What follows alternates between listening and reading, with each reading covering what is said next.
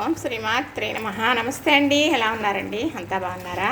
నేనైతే కర్రీ చేసి చాలా అయింది చూపించి మీకు కదా, మరి ఒక్కసారి ఈరోజు చూపిద్దామని మరి ఈ వీడియో తీస్తున్నానండి. ఇదేం కూర అనుకుంటున్నారా? బీన్స్ గింజలండి. ఇప్పుడు వస్తూ ఉంటాయి కదా, మన హెల్త్కి కూడా చాలా మంచిది. కూర అయితే చాలా బాగుంటుంది. అది రైస్గా చపాతీగా దేనికైనా బాగుంటుంది. చక్కగా మరి తెచ్చిన తర్వాత గింజలు అంటే చేసే విధానం చూపించటం కుదరటం లేదు, కానీ చెప్పే విధానం వింటే తప్పకుండా చేసుకోవచ్చండి. ఇంతకుముందు పూర్వం అయితే చూసి చేసుకునేవారు, అడిగి చేసుకునేవారు. అంతేగాని ఇప్పుడులాగా అన్నీ ఉప్పు వేయడం, కారం వేయడం, ఇదంతా అదంతా కొలతలో అలా కాదండి. ఎవరికి మనకు ఏదో చేసుకోవాలనిపిస్తుంది, ఆ ఐటెం గురించి తెలిసిన వాళ్ళని అడిగేవారు. ఇలా చేసుకోమ్మా, దాని విధానం ఇది అని చెప్పారనుకోండి, అలా చేసేసుకునేవారు. అంతే, అలా చెప్పేస్తానండి. మరి సమర్థించుకుంటున్నానని అనుకోకండి. అయితే బీన్స్ గింజలు తెచ్చిన తర్వాత చక్కగా ఏమైనా నల్ల గింజలు ఉన్నా ఏమన్నా చెత్త ఉన్నా తీసేసి ఓ 2-3 మాటలు కడిగేసి తగినన్ని నీళ్ళు వేసి కుక్కర్లో పెట్టేసి ఉడికించేయండి. కుక్కర్లో అయితేనే కానీ ఉడకవా అని అనకండి. బీన్స్ గింజలు ఎలా అన్నా ఉడికిపోతాయి. చక్కగా అవి ఉడికించేసుకుని పక్కన పెట్టుకున్న తర్వాత చక్కగా దానికి ఎన్ని గింజలు ఉన్నాయో అన్ని ఉల్లిపాయ ముక్కలు పోసుకుని అందులో 4-5 పచ్చిమిర్చి కూడా కట్ చేసుకుని చక్కగా నూనెసి ఎర్రగా వేయించుకోవాలండి. అప్పుడే కూరకి రుచి అండి. చక్కగా ఎర్రగా వేగిన తర్వాత అందులో మరి నేను చేసుకుని ఉంచుకుంటానండి ఇంట్లో మసాలా కారం. అది 2 స్పూన్లు వేసేనా, 1 స్పూను చిన్న స్పూన్ పసుపు వేసేనా, కొంచెం అల్లం ముక్క 2 అంగుళాల ముక్క చక్కగా మెత్తగా సితగొట్టేసి వేసేసానండి. అంతేనండి. అంటే మసాలా కారం వేసాను కాబట్టి ఇక మసాలా వేయవలసిన అవసరం లేదు. కారం మసాలా కూడా అందులో ఉంటాయి. అల్లం పేస్టు అనేది వేసుకుంటాం కదా, అల్లం కొంచెం అలాంటి కూరల్లో అల్లం కొంచెం పేస్ట్ వేసేసుకోవడమే.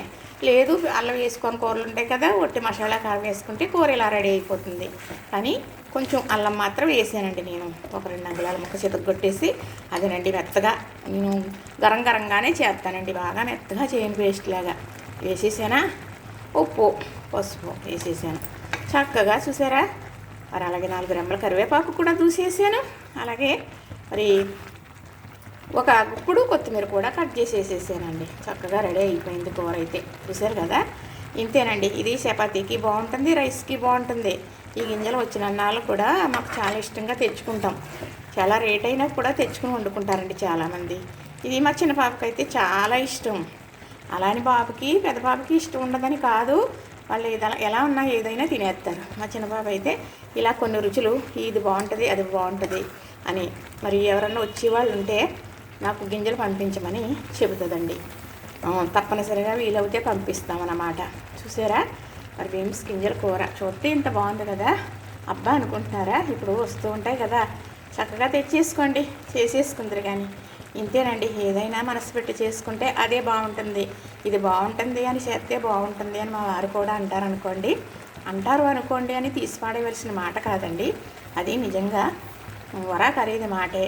మనసు పెట్టి చేస్తే ఏ పచ్చగడ్డ అయినా బాగుంటుందని పెద్దలు కూడా చెప్పబడిందే. చూసారా, నచ్చిందా? చక్కగా కర్రీ చూసారా ఎంత బాగా తయారైపోయిందో. కానీ గింజలు తినేయాలనిపిస్తూ ఉంటుందండి. మనం భోజనంలో అయినా కానీ చపాతీలో అయినా కానీ చాలా బాగుంటుంది. మరి ఒకసారి ఇలా ట్రై చేసి చూడండి. ఇలా చేసుకుంటే గింజలు వచ్చినంత కాలం కూడా తెచ్చుకుని వండేసుకుంటూ ఉంటారు. ఇలాంటి పిల్లలు అయితే బాగా ఇష్టపడతారండి, చాలా ఇష్టపడతారు. పెద్దవాళ్ళు కూడా బాగా ఇష్టంగా తింటారు. చక్కగా మా వారికి అయితే మినపట్టు రెడీ అయిపోతుంది. ఇలాగా కొంచెం మాడినట్టున్నా పర్వాలేదు, కానీ కొంచెం తెల్లగా ఉంటే మాత్రం ఒప్పుకోరండి. ఇలా ఉంటే చాలా ఇష్టపడిపోతారు. చక్కగా ఆయనకి టిఫిన్కి కూడా రెడీ అయిపోయింది. అది భోజనంలోకి కర్రీ కూడా రెడీ అయిపోయింది. చూసారు కదా, నచ్చింది కదా. ఇంతేనండి. లైక్ చేయండి, షేర్ చేయండి, సబ్స్క్రైబ్ కూడా చేసేయండి. మరి